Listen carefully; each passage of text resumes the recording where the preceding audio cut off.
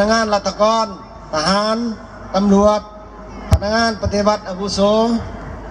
นักธุรกิจพ่อค้าชาวขายพี่น้องชาวเมืองสมุยที่นับถือและหักแพงมื้อนี้คณะนำแต่ละคัน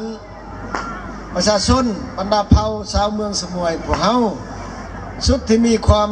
ตื่นเต้นใจที่ได้เป็นเกียรติต้อนรับการนำบรรดาทานการนำแขกผู้มีเกียรติทุกภาคส่วนที่ได้สละเวลาอันมีคุณค่ามาร่วมเพื่อเป็นสิริมงคลให้แก่งานในครั้งนี้เป็นต้นเป็นการสละเวลาเข้าร่วมของทานบัวทองคุณยอดปัญญาพร้อมด้วยภรรยาห้องบรรดาทานบ่เพียงแต่เข้าร่วมบรรดาทานยังได้ให้การสนับสนุนบ่ว่าทางด้านสติปัญญาเพื่อแห้งชับทึนเพื่อบวกกับความเป็นเจ้ารับผิดชอบรอบด้านของคณะนำแต่ละขันและประชาชนบรรดาเผ่าชาวเมืองสมุยพวกเฮาจนเห็นให้งานครั้งนี้ได้เปิดขึ้นอย่างเป็นทางการประกอบส่วนที่สำคัญนี้ข้าพเจ้าขอยังยืนอีกเถื่อนึงเป็นการเอาใจใส่สีน้ำของคณะนำขันแขวงโดยเฉพาะเป็นทานเชียงหอมสมบัติคณะประจำผักแขวงหัวหน้าคณะโฆษณาพมผู้ลงลึกสีน้ำเมืองสมุยและแผนกแถลงข่าววัฒนธรรมและท่องเที่ยวแขวงสารวัน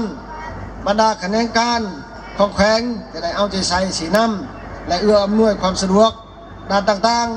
ๆรวมทั้งภาคส่วนธุรกิจนอกจากบรรดาหัวหน่วยที่ตั้งและเคลื่อนไหวอยู่ภายในเมืองแล้วภายในเมืองและแขวงแล้วว่าเขายังได้รับการสนับสนุนขอบด้านจากบริษัทฟรายทราเวลแอนด์ฟัสเตอร์มีเดียโดยมีทานนางวงจันทร์พันธวงศ์ที่ได้ประกอบส่วนเขาร่วมเป็นเจ้าภาพนำพวกข้าพเจ้าต่อผลงานอันใหญ่หลวงดังกล่าว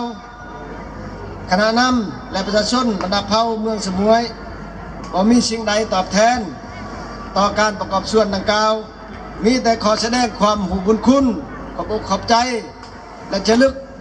จะบันทึกผลงานดังกล่าวไว้ในประวัติศาสตร์ของเมือง